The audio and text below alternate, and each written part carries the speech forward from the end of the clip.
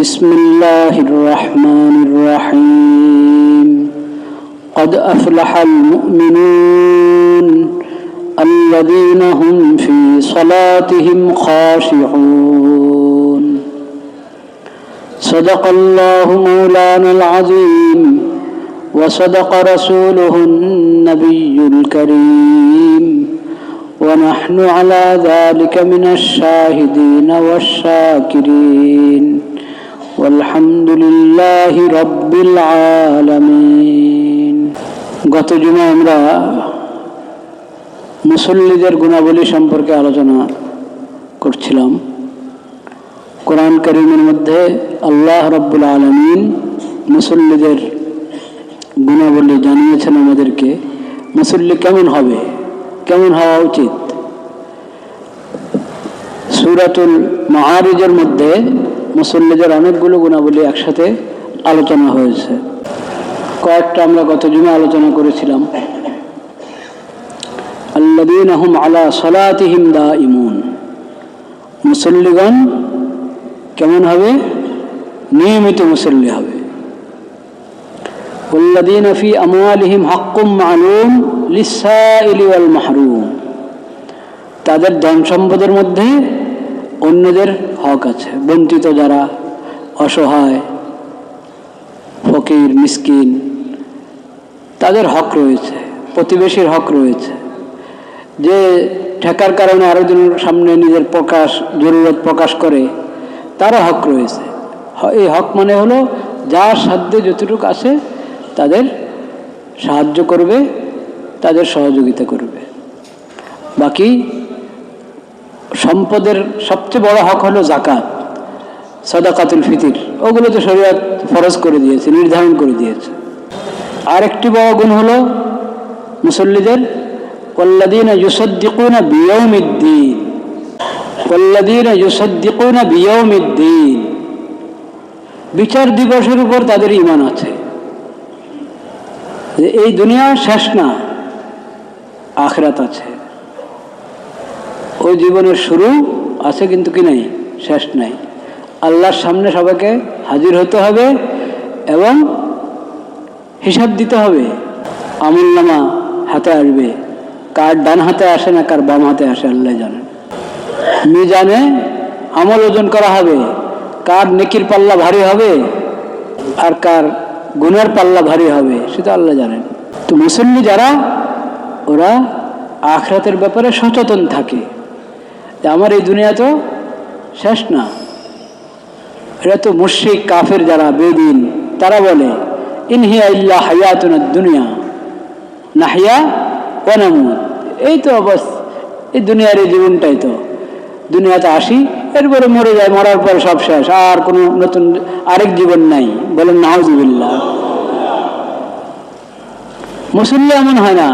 মুসল্লি সবসময় আখিরাতের কথা স্মরণ রাখে, হাসর ময়দানের কথা স্মরণ করে, আল্লাহর সামনে দাঁড়িয়ে হিসাব কিতাব হবে এই কথা স্মরণ করে, মিজান এবং আমলনামার কথা স্মরণ করে, পুলসিরাতের কথা স্মরণ করে। ওয়াল্লাযীনা ইউসাদ্দিকুনা বিয়াউমিদ্দিন ওয়াল্লাযীনা হুম মিন আযাবি রাব্বিহিম মুশফিকুন ইন্না আযাবা রাব্বিহিম গায়রু মা'মুন, তারা সবসময় ভয়ে থাকে যে কোন সময় আল্লাহ পাকড়াও করেন, কোন গুনার কারণে কখন আল্লাহ পাকড়াও করেন, কখন কি মুসিবত এসে যায়। সেজন্য ভয়ে থাকে, আল্লাহর দিকে রুজু করে, দোয়া করতে থাকে, সালাতুল হাজত পড়ে, আল্লাহর বিধান পালন করে। তারপরেও অজান্তে কোনো ভুল হয়ে গেছে কিনা, ইচ্ছা অনিচ্ছা কোনো ভুল হয়ে গেছে কিনা, সেজন্য ভয়ের মধ্যে থাকে, তওবা ইস্তিগফার করতে থাকে। ওয়াল্লাযীনা হুম লিফুরুজিহিম হাফিজুন ইল্লা আলা আজওয়াজিহিম আও মা মালাকাত আইমানুহুম ফাইন্নাহুম গায়রু মালুমিন, মুসল্লিরা সবসময় নিজের চরিত্র ঠিক রাখে, চারিত্রিক পবিত্রতার ব্যাপারে সচেতন থাকে। লজ্জাস্থানের কোনো গুনাহ হবে দূরের কথা, তারা চোখের গুনাহ থেকেও হেফাজত থাকার চেষ্টা করে, চোখের গুনাহ থেকে বেঁচে থাকার চেষ্টা করে। নবী করিম সাল্লাল্লাহু আলাইহি ওয়াসাল্লাম বলেছেন মান ইয়াজমান লি মা বাইনা ফাখিদাইহি ওয়া মা বাইনা লাহিয়াইহি আজমান লাহুল জান্নাহ, যে ব্যক্তি দুটা জিনিসের জামানত গ্রহণ করবে আমি তার জন্য জান্নাতের জামানত গ্রহণ করলাম। কি দুটো জিনিস? লজ্জাস্থান হেফাজত করবে এবং এই জবানের হেফাজত করবে, বাস। জবানকে লাগামহীন ছেড়ে দিবে না, জবানকে নিয়ন্ত্রণে রাখো, জিহ্বাকে নিয়ন্ত্রণে রাখো। যা ইচ্ছা তা বলবে, গুনার কথা বলবে, জুলুমের কথা বলবে, মিথ্যা বলবে, চুগলখড়ি করবে, গালমন্দ করবে না। জবানকে নিয়ন্ত্রণে রাখো, কারো গীবত করো না, কারো অপবাদ করো না। এমনকি চেষ্টা করো যাতে অহেতুক অনর্থক কোনো কথা না হয়। যে নিজের জবানকে নিয়ন্ত্রণে রাখবে, লজ্জাস্থানকে নিয়ন্ত্রণে রাখবে, নবী করিম সাল্লাল্লাহু আলাইহি ওয়াসাল্লাম বলেছেন, আমি তার জন্য জান্নাতের জামানত নিলাম। মওতের পরে সে নিশ্চিত জান্নাত পাবে। ওয়াল্লাযীনা হুম লিআমানাতিহিম ওয়া আহদিহিম রাউন। মুসল্লিদের আরেক সিফত হলো তারা আমানত রক্ষা করে, ওয়াদা রক্ষা করে। আমানত রক্ষা করে এবং কি? ওয়াদা রক্ষা। ওয়াদা ভঙ্গ করে না, চুক্তি ভঙ্গ করে না। কথা দিলে কথা রক্ষা করে এবং আমানতের হেফাজত করে। দেখেন কত বড় দুইটা বিষয়, আমানত এবং ওয়াদা, আহাদ। মুসল্লি হবে কিন্তু তার জবানের ঠিক নাই, এটা কেমন মুসল্লি? কথা দিলে কথা রাখবে, ওয়াদা, বিশেষ করে ওয়াদারে যদি আবার চুক্তির মতো হয় সেটা আরো গুরুত্বপূর্ণ। ওয়াদা এমনি ওয়াদা ভঙ্গ করা হারাম, কবিরা গুনাহ, কিন্তু যে ওয়াদার ব্যাপারে সবাই চুক্তিবদ্ধ হয়েছে, দুনো পক্ষ চুক্তিবদ্ধ হয়েছে, সেই ওয়াদাটা আরো বেশি গুরুত্বপূর্ণ। এখন এই ওয়াদাটা আল্লাহর সঙ্গে হয়ে থাকুক, চাই আল্লাহর কোনো বান্দার সঙ্গে হয়ে থাকুক, কোনো প্রতিষ্ঠানের সঙ্গে চুক্তিবদ্ধ হলাম, ব্যক্তির সাথে চুক্তিবদ্ধ হলাম, অনেকের সঙ্গে বা একজনের সাথে চুক্তিবদ্ধ হলাম, এই চুক্তির গুরুত্ব আছে, এই চুক্তি রক্ষা করা ফরজ। মুসল্লি কখনো চুক্তি ভাঙতে পারে না, ওয়াদা ভঙ্গ করতে পারে না মুসল্লি। এরকমভাবে আমানতের খেয়ানত করতে পারে না, যে ধরনের আমানত। কেউ আমার কাছে আমানত রাখলো, এটাও আমানত। এবং ডিউটি, যার যে ডিউটি, যার যে জিম্মাদারি, সেটা আমানত। যার যে হক আমার উপরে আছে, প্রতিটা হক আমানত। ডিউটির প্রতিটা মুহূর্ত আমানত, প্রতিটা অংশ আমানত। সন্তান আমার হাতে কি? আমানত। এতিমের সম্পদ যার হাতে আছে এটা কি? আমানত। বাপ ইন্তেকাল করে গেছে, যা কিছু রেখে গেছে, বড় ভাই বা ভাইদের মধ্যে যে জিম্মাদার, তার হাতে আমানত। সবার অংশ ভাগ করে দাও, নগদ নগদ। জানাজা পড়ে এসেছো, দাফন করে এসেছো, প্রথম কাজ হলো এখন মিরাজ কি করা? বন্টন করা। কোনো অজুহাত দাঁড় করাবে না মিরাজ বন্টন করার ক্ষেত্রে, এটা আমানত। এখানে যদি বিলম্ব করো মিরাজ বন্টন করার ক্ষেত্রে, তাহলে তুমি গুনাহগার হবে। হক দেরিতে পৌঁছানো, না আমাদের ইচ্ছা আছে বন্টন করবো, একবারই শরীয়ত সম্মত পদ্ধতিতে বন্টন করবো, করবা তো নিয়ত আছে, যখন ওই নিয়তে দেরি করো না। এখনো মা আছে, অমুক ভাই বিদেশে, কত ওজন দাঁড় করায়, এগুলো কোনো ওজন না, এগুলো কিচ্ছুই শরীয়ত সমর্থিত ওজন না। যিনি ইন্তেকাল করে গেছেন, কই মাত্র বাপ মরলো, এখনো বুঝি আমরা এগুলো বন্টন করে শুরু করবো, মানুষ কি বলবে? আরে মানুষ যা বলে বলো, মানুষ কি বলবে? আল্লাহ কি বলেন সেটা দেখো। আল্লাহ বলেছেন প্রত্যেকের হক তার হাতে পৌঁছে দাও, দেরি করবে না, কোনো দেরি নেই। আমানত এবং আহাদ, এই দুটা বিষয়, আমানতের হেফাজত এবং ওয়াদার হেফাজত, জবানের হেফাজত। জবানের হেফাজত মানে কথা দিয়ে কথা রাখা। লিখিত হতে হয় না, মুখে বলো, মুখে বলেছে বা লিখে দিয়েছে, সর্বাবস্থায় এটা ওয়াদা, সর্বাবস্থায় এটা আহাদ এবং চুক্তি। আল্লাহর সঙ্গে আমরা চুক্তি করেছি না, লা ইলাহা ইল্লাল্লাহ, আশহাদু আল্লা ইলাহা ইল্লাল্লাহ, এই কালিমার মাধ্যমে আল্লাহর সঙ্গে আমাদের চুক্তি হয়েছে কিনা? কি চুক্তি হয়েছে? সামিনা ওয়া আতানা। কি? সামিনা ওয়া আতানা। আমরা আল্লাহর আনুগত্য করব, আল্লাহ রসুলের আনুগত্য করব, এই ওয়াদা হয়েছে আল্লাহর সঙ্গে আমাদের কালিমার মাধ্যমে। এই কালিমা এটা শুধু দিলের বিশ্বাসের নাম না, দিলের বিশ্বাসের সঙ্গে এটা জবানের ওয়াদা, আমলের ওয়াদা, আমলের ওয়াদা। কালিমার মাধ্যমে আল্লাহর সঙ্গে যে ওয়াদা আমাদের হয়েছে, সেই সেই ওয়াদা রক্ষা করার আল্লাহ তাআলা আমাদেরকে তৌফিক দান করেন। অনেক কথা মানুষ বলে ফেলে, অনেক কথা এমনি বলে ফেলে, মনে করে তো কোনো ওয়াদা হয় না, এটাকে কেউ ওয়াদা মনে করবে না। মানুষ কি মনে করবে না করবে, মানুষ তো এখন দেখা যায় ওয়াদা করে করে মানুষ এটা রক্ষা করে না, সেজন্য অভ্যস্ত হয়ে গেছে এইগুলো মুখের কথা।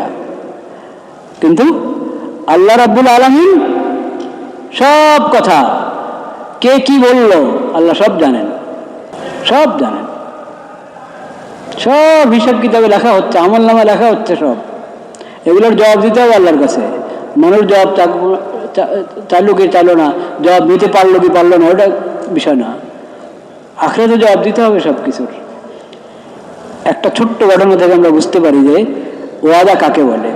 ছোট্ট ঘটনা থেকে অনেক ঘটনা আছে নবীদের এবং সাহাবায়ে কেরামের, মনীষীদের।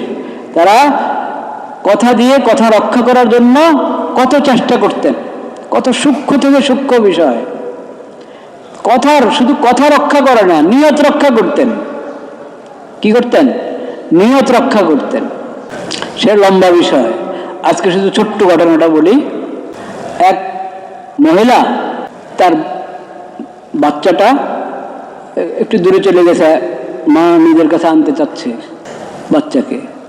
তো বাচ্চারা ডাকলে তো অনেক সময় আসতে চায় না, ডাকছে বাচ্চাকে, আসছে না। বলে তুমি আসো, আসলে তোমাকে কিছু দিব। নবী করিম সাল্লাল্লাহু আলাইহি ওয়াসাল্লাম বিষয়টা শুনেছেন, মহিলাদের এইভাবে ডাকছে বাচ্চাকে, বলছেন সে আসলে তুমি কি দিতে তাকে? তখন সে বলেছে যে আমার হাতে কি কোনো একটা খেজুর বা কোনো কিছু আছে, বলছে আমি এটা দিব তাকে আসলে। দেখো, যদি তুমি কোনো কিছু দেওয়ার নিয়ত নাই, এমনি তাকে আনার জন্য যদি এটা বলে থাকতে যে আসো কিছু দিব, এমনি শুধু আনার জন্য, আসলে কিছু দেওয়ার নিয়ত নাই, এইভাবে যদি তুমি বলে থাকতে, এটা তোমার আমলনামায় মিথ্যা লেখা হতো। কি লেখা হতো? মিথ্যা। নির্বাচনের সময় এখন নির্বাচনী ওয়াদার শেষ আছে? মানুষ বুঝে যে এগুলো নির্বাচনী ওয়াদা, আমরা এগুলোর অপেক্ষা না থাকি। এই কতটুকু পালন হবে না হবে আল্লাহ জানেন। মানুষ তো অভ্যস্ত হয়ে গেছে।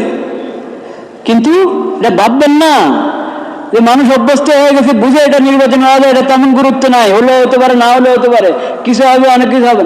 এটা মানুষের ভাবনার সাথে সম্পর্ক না, ওয়াদা আল্লাহর দরবারে, এটা ওয়াদা।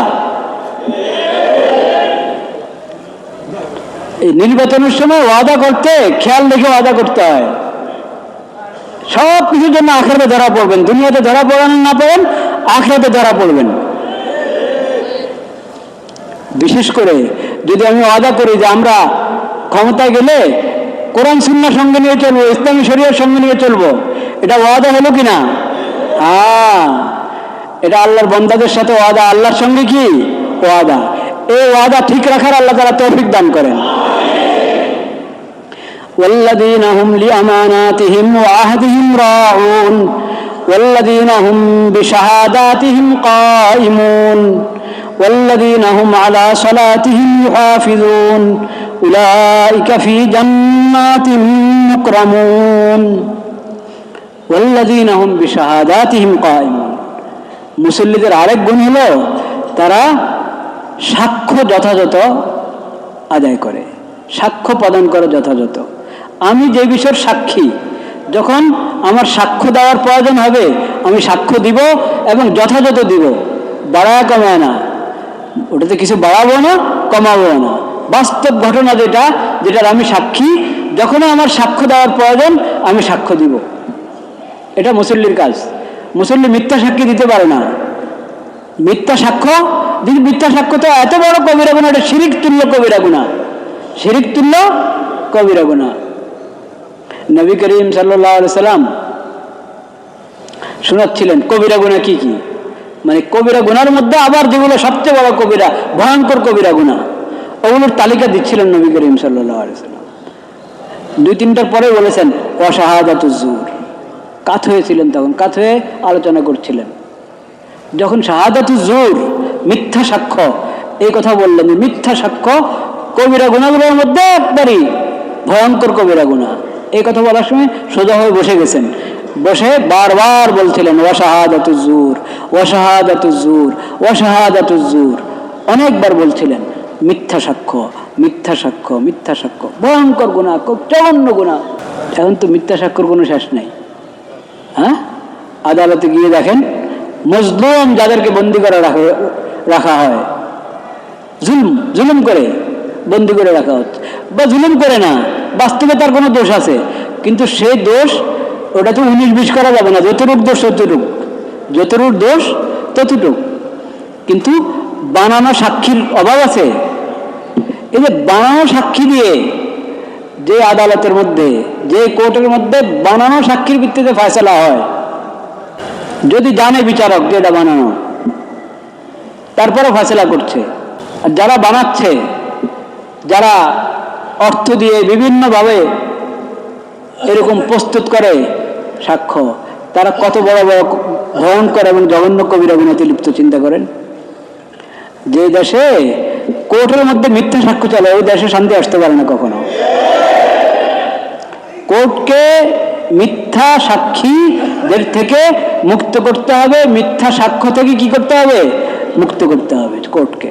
ওয়াল্লাযীনা হুম বিশাহাদাতিহিম কায়েম, মুসল্লি হবে এমন যে কখনো মিথ্যা সাক্ষ্য দেয় না, এবং সাক্ষ্য দেওয়ার প্রয়োজন হলে তার কাছে যে সাক্ষ্য বাস্তবে যেটা যে জিনিসের সে সাক্ষী, ওটা সাক্ষ্য দেওয়ার প্রয়োজন, কিন্তু ভয়ে সাক্ষ্য দিবে না। না, কেন ভয় করবা? দাও, হায়াত মত কার হাতে? আল্লাহর হাতে। তোমার সাক্ষ্য দেওয়ার প্রয়োজন যেহেতু হয়েছে, তুমি সাক্ষ্য প্রদান করো এবং যথাযথ সাক্ষ্য প্রদান করো। এটা হলো মুসল্লির সিফত। ওয়াল্লাযীনা হুম আলা সালাতিহিম ইউহাফিজুন। আর আবার বলছেন আল্লাহ তাআলা, যারা নামাজের খুব হেফাজত করে। আগে বলেছেন যারা মুসল্লি কেমন হবে? নিয়মিত মুসল্লি। শেষে বলতে নামাজের খুব হেফাজত করে, মানে সময় মতো পড়ে, অজুর সাথে পড়ে, এবং অজু ভালোভাবে করে, রুকু সাজদা ভালোভাবে করে, রুকু সাজদা ভালোভাবে করে, কওমা জলসা সুন্দর মতো করে, দোয়ার জিকির আজকা নামাজে যা পড়া হয় এগুলো সুন্দর মতো পড়ে। ইউহাফিজুন, নামাজের প্রতি যত্নবান, উদাসীন না। নামাজের প্রতি যত্নবান মানে কোনো ওয়াক্ত যাতে বাদ না যায়, এবং পড়াটা যাতে সুন্দর হয়, ভালোভাবে হয়, ওইভাবে যত্নবান। এই সূরাতুল মাআরিজের মধ্যে 29 পারার আপনার 70 নম্বর সূরা, সূরাতুল মাআরিজ। 114 সূরা তো কোরআন কারিমে, 70 নম্বর সূরা, সূরাতুল মাআরিজের মধ্যে একসাথে মুসল্লিদের এই গুণাবলী বলা হয়েছে। এখন চিন্তা করেন, আমরা এই সমস্ত গুণাবলী থেকে অনেকটা দূরে না? তো যখন আল্লাহ তাআলা সালাতের তৌফিক দান করেছেন, মুসল্লি হতে পারলাম, তাহলে এরকম সিফাতওয়ালা মুসল্লি হওয়া দরকার কিনা? আল্লাহ তাআলা সেই তৌফিক আমাদেরকে দান করেন। কোরআন কারিমে আরও মুসল্লিদের আরও সিফাত আছে, আল্লাহ হায়াত রাখলে অন্য কোনো সময় আলোচনা হবে ইনশাআল্লাহ। এখন রজব মাস চলছে, সম্মানিত মাস, তারপরে শাবান মাস, সেটাও ফজিলতপূর্ণ মাস, এরপরে রমজানুল মুবারক, তো কথাই নেই। সবচেয়ে বড় ফজিলত এবং বরকতের মাস কি? রমজানুল মুবারক। আর এরপরে শাওয়ালের ঈদুল ফিতর। তাহলে আল্লাহ রাব্বুল আলামিন বরকত এবং ফজিলতের সময় মুহূর্তগুলো আমাদের জন্য একবারই দিয়ে রেখেছেন, একের পর এক আসছে। এই সময়ের কদর করা, সময়ের প্রতি যত্নবান হওয়া জরুরি কিনা? আল্লাহ তাআলা এই সব ফজিলত বরকত হাসিল করার আমাদেরকে তৌফিক নসিব করেন। ওয়া আখিরু দাওয়ানা আলহামদুলিল্লাহি রাব্বিল আলামিন। যাদের সুন্নাত বাকি আছে সুন্নাত পড়ে নেই।